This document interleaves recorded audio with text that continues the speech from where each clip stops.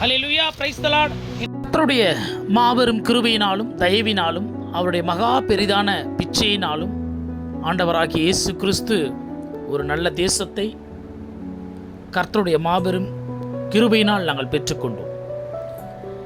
எவ்வளோ கஸ்டமருக்கு பத்திரப்பதிவு செய்து கொடுத்திருப்பேன். இன்றைக்கும் என்னுடைய வீட்டில் இருக்கிறவர்களுக்கே ஒரு பத்திரப்பதிவு செய்யக்கூடிய ஒரு மகா பெரிதான ஒரு கிருபையில் உண்டாகக்கூடிய ஆண்டவராகிய இயேசு கிறிஸ்துவனுடைய 937வது தேவனுடைய சத்தியம். Genesis chapter 12 verses 7. To your offspring I will give this land. உன் சந்ததிக்கு இந்த தேசத்தை கொடுப்பேன். இது ஆபிரகாமுக்கு தேவனாகிய கர்த்தர் கொடுத்த ஒரு வாக்கு.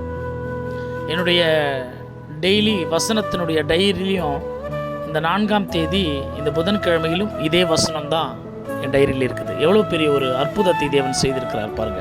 ஆகவே இன்றைக்கு வேளையிலும் இந்த வசனத்தை நம்ம தியானிக்க போகிறோம். இங்கே பாருங்க, ஆபிரகாம் கிட்ட சொல்றாரு, உன் சந்ததிக்கு இந்த தேசத்தை, அதாவது கானான் தேசத்தை தேவன் கொடுக்கிறார். அது ஆபிரகாமுடைய பிள்ளை ஈசாக்கு, ஈசாக்குடைய பிள்ளை யாக்கோபு வரைக்கும் அவங்க அந்த தேசத்தை அனுபவிக்கும்படியான ஒரு காரியம். அதுக்கப்புறம் அவங்களுக்கு வர 4வது தலைமுறை எகிப்திலே அடிமையாகிறாங்க. 400 வருஷத்துக்கு மேலே அடிமையாக இருந்து மீண்டுமாக மோசே என்ற ஒரு ஊழியக்காரர் மூலியமாக கர்த்தர் விடுதலையாக்கி இந்த கானான் தேசத்தை கொண்டு வராரு. ஆகவே தேவன் வாக்கு பண்ண தேசம் கானான் தேசம்தான், சந்ததிக்கு கொடுத்த தேசம். ஆனால் இங்கே ஆபிரகாமுக்கு தேவன் இந்த ஒரு ஸ்பெஷலை கொடுக்க காரணம் என்ன தெரியுமா? ஆபிரகாமுடைய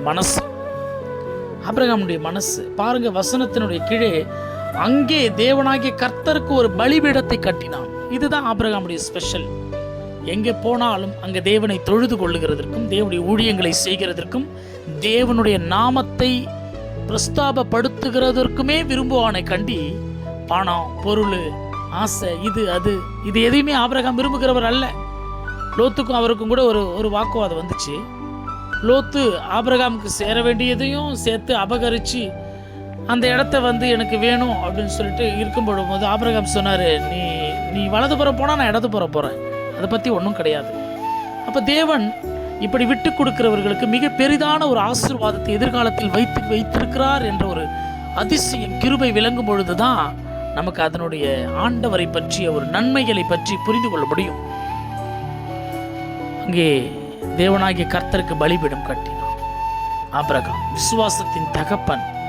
எப்பொழுதும் எல்லாவற்றிலையும் முதலாவது தேவனுடைய ராஜ்யத்தையும் அவருடைய நீதியையும் தேடக்கூடிய காரியங்களேயே முதலாவது இருந்ததினால் அவர் விசுவாசத்தின் தகப்பனாக தேவனுடைய சமூகத்திலும் இன்றைக்கு நாம் அவருடைய விசுவாசத்தை பின்பற்றும்படியாகவும் இந்த வேதத்தில் பதிவு செய்து அந்த விசுவாசம் நமக்கு கற்றுத்தரும்படியாகவும் இந்த வேளையில் நாம் சிந்திக்க அவருடைய விசுவாசம் சாட்சியளிக்கிறது. ஆகவே நாம் எங்கு போனாலும் எங்கு சென்றாலும் கர்த்தர் என்ன விதமான இடம், பொருள், பணம், பதவி, புகழ், பொன், வில் எதை கொடுத்தாலும் முதலாவது தேவனுக்கு ஒரு பலிபீடம், தேவனுடைய நாமத்திற்கென்று ஒரு துதி, தேவனாகிய கர்த்தருக்காக அந்த இடத்தை ஒப்புக் கொடுப்பது, தேவனாகிய கர்த்தருக்காக அந்த இடத்தை பயன்படுத்துவது, அதாவது இதைதான் தேவனாகிய கர்த்தருடைய பிள்ளைகள் செய்ய வேண்டும் என்று சொல்லி ஆபிரகாமுடைய கர்த்தர் கொடுத்த வாக்குத்தத்தத்தின் மூலம் கற்றுக்கொள்ள வேண்டும். அப்படியாய் நாம் ஆபிரகாமை போல வாழும் பொழுது நம்முடைய சந்ததிக்கு தேவனாகிய கர்த்தர் இன்னும் பெரிதான தேசத்தையும் இன்னும் பெரிதான நன்மைகளையும் நிச்சயம் செய்வார். இயேசு கிறிஸ்து நம் ஒவ்வொருவரையும் ஆசீர்வதிப்பார். அடுத்த நாளைய தினத்தின் தேவ செய்திகளோடு நான் உங்கள் காட் சர்வன்ட் சகரியா.